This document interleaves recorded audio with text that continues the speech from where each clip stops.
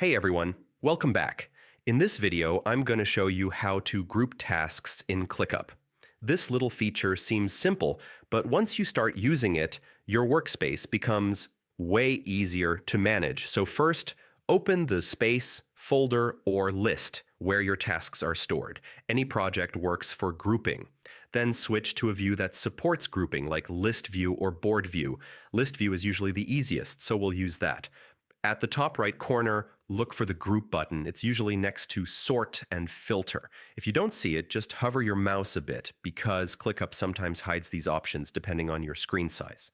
When you click group, you'll see options like status, assignee, priority, due date, or even tags and custom fields.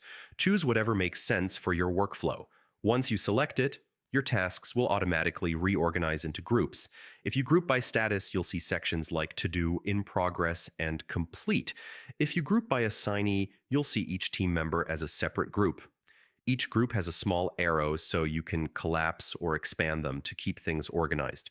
You can also drag and drop tasks from one group to another. And when you move something, it actually updates the task field behind the scenes. So dragging a task into the In Progress group will change its status automatically. And if you ever want to reset everything, just open the group menu again and choose None. And that's it. That's how you group tasks in ClickUp. Super simple, super flexible, and honestly, very helpful. Thanks for watching, and don't forget to like and subscribe.